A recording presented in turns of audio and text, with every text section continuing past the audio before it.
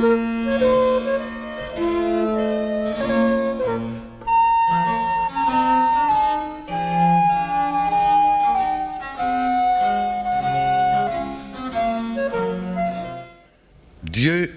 Père Tout-Puissant, toi qui as rendu l'homme capable d'exprimer par la musique sa joie et sa peine, daigne bénir ceux qui ont construit cet orgue, fruit de la terre et du travail des hommes.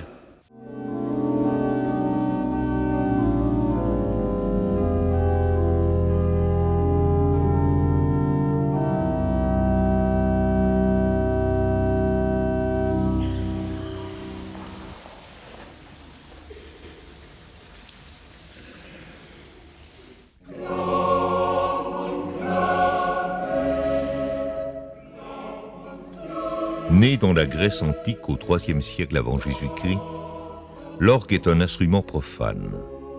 Chez les Grecs, on en joue dans les cirques. Chez les Romains, il entraîne les armées au combat ou enchante les salons. À la cour de Charlemagne, il préside aux pompes et plaisirs impériaux.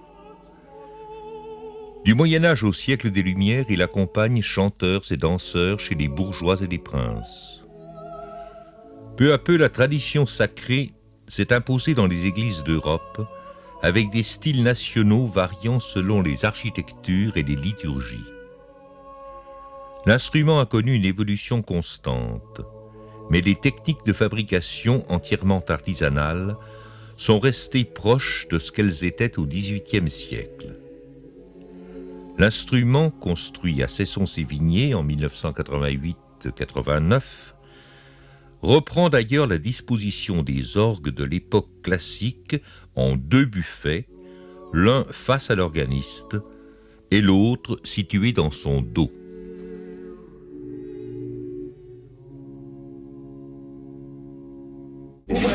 Bon, chers amis, nous pouvons peut-être commencer notre réunion. Je vais vous faire un petit peu le point de la situation.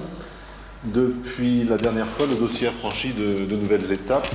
Une délégation des Amis de l'Or, comme vous le savez, a été reçue par Monsieur le maire le 25 juin et nous pouvons compter sur une participation municipale de près de 60% du montant des travaux hors taxes. Et ce financement sera proposé à la prochaine réunion du conseil municipal. En ce qui concerne le dossier technique, nous avons reçu plusieurs offres de services. La mairie, qui est maître d'œuvre, nous laisse en fait la responsabilité du choix du facteur.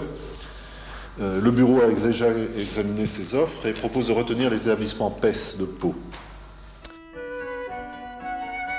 À l'atelier de Pau, on a commencé à dresser les plans du nouvel orgue. Des heures de travail sont nécessaires. Chaque instrument est unique. Il est pensé en fonction de l'édifice, de la place disponible, de l'acoustique, de l'esthétique sonore recherchée. La construction proprement dite commence par les 152 tuyaux de bois que comporte l'instrument. Les planches en sapin rouge du Nord sont assemblées, puis collées et enfin mises sous presse.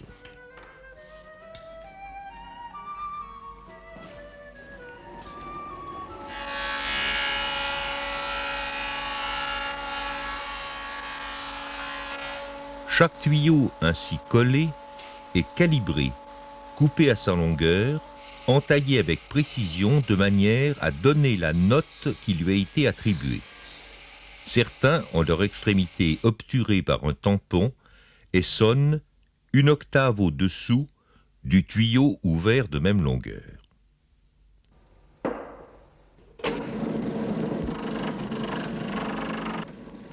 L'embouchure du tuyau est munie d'une pièce de bois en chêne percée et tournée, permettant l'arrivée du vent et servant de pied. Le plus haut tuyau de l'instrument de Cesson mesure 5,28 m. C'est le premier ut grave de la flûte de 16 pieds. Cette unité de mesure de l'Ancien Régime a été conservée. Le pied roi mesure 33 cm. Selon les appellations du XVIIIe siècle, l'orgue de Cesson serait donc un grand 8 pieds en montre.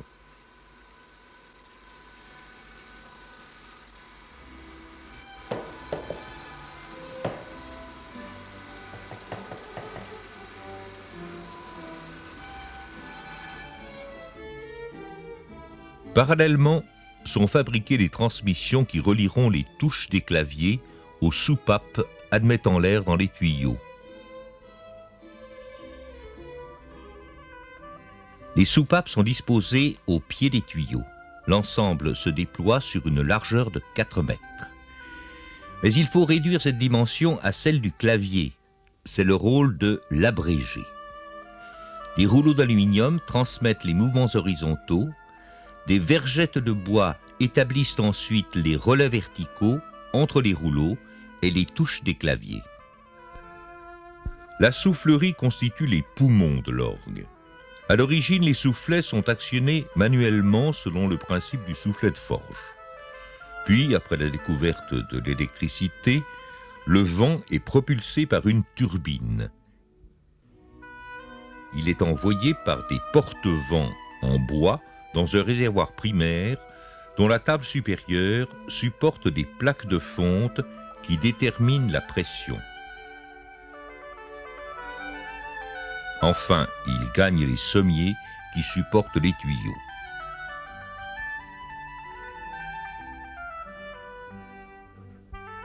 Pièce centrale de l'orgue la plus complexe, le sommier. Grande caisse de bois en chaîne cloisonnée et percée pour recevoir le pied de chaque tuyau et lui distribuer le vent.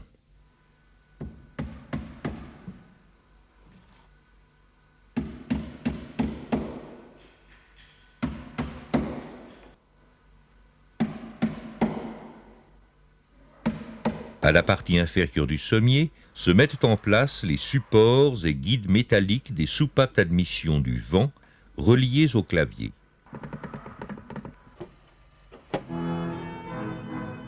Sur la partie supérieure, les tuyaux sont posés par séries parallèles de 56 tuyaux. Ces 56 tuyaux, correspondant aux 56 touches du clavier, constituent un jeu.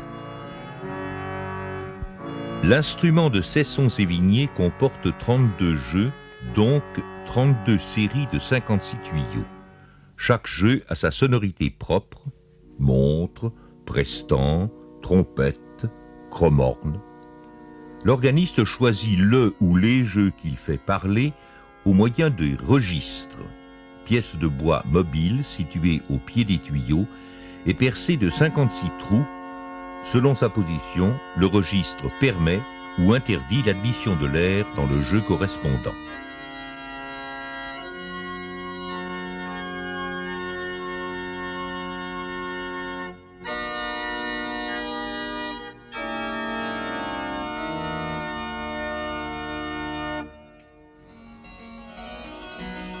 Dans une autre partie de l'atelier sont préparés les tuyaux de métal, les plus nombreux.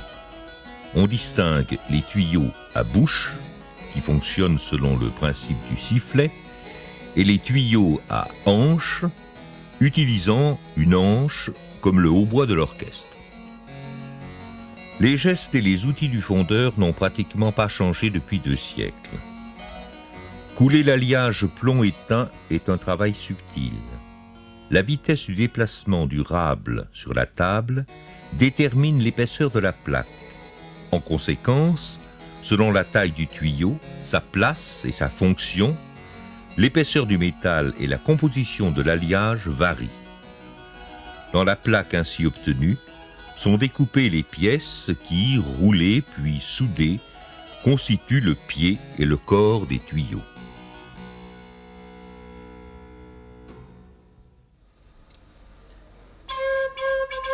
Le tuyau commence à parler, il faut le passer sur son bord maintenant.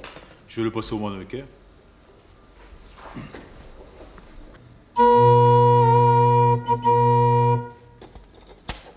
Ça, il faut finir l'accorder.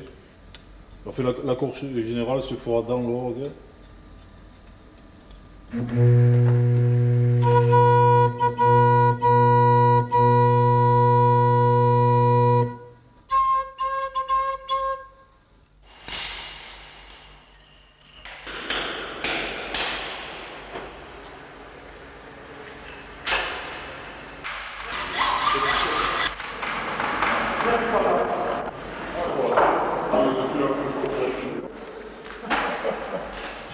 Allez Dans l'église sont entrepris des travaux préparatoires à la réception de l'orgue. La tribune est abaissée de 1,50 m et une dalle de béton est construite pour supporter les 5 tonnes que pèsera l'instrument.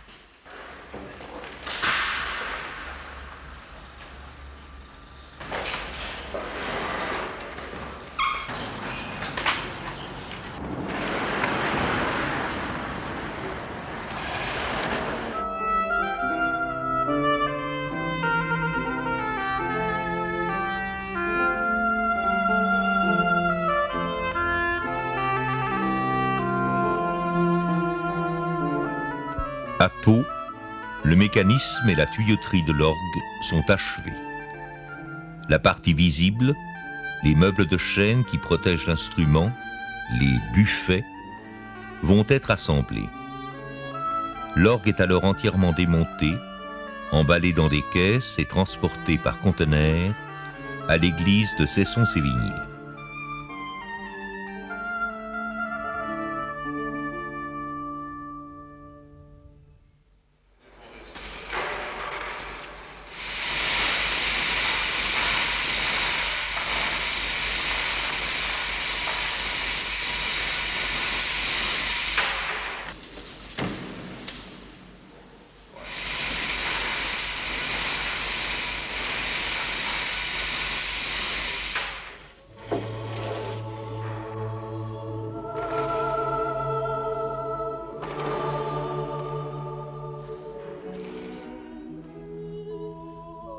Après les 7000 heures de travail en atelier, le montage dans l'église exige encore 10 journées.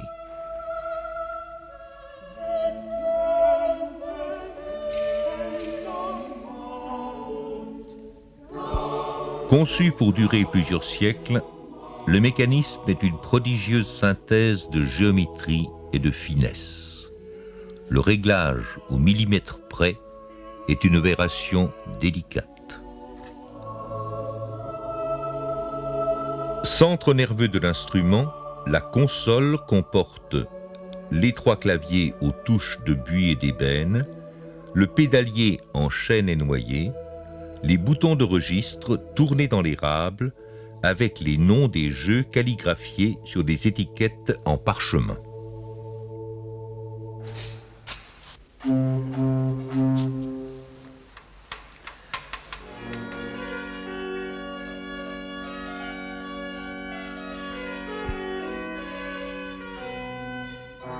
Les 56 grands tuyaux de façade constituent la montre de l'instrument.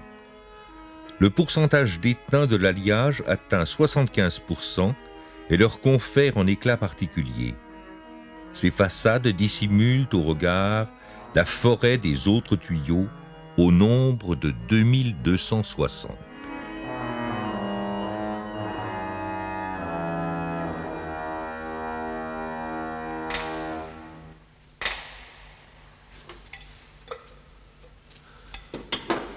Trois mois de travail sont encore nécessaires pour la fabrication des anches et pour l'harmonisation de l'ensemble. Chaque tuyau est travaillé pour lui donner son intensité, sa couleur sonore, en fonction de l'acoustique de l'église. C'est ainsi que, lentement, jeu après jeu, naît une œuvre d'art unique à laquelle l'harmoniste donne sa personnalité.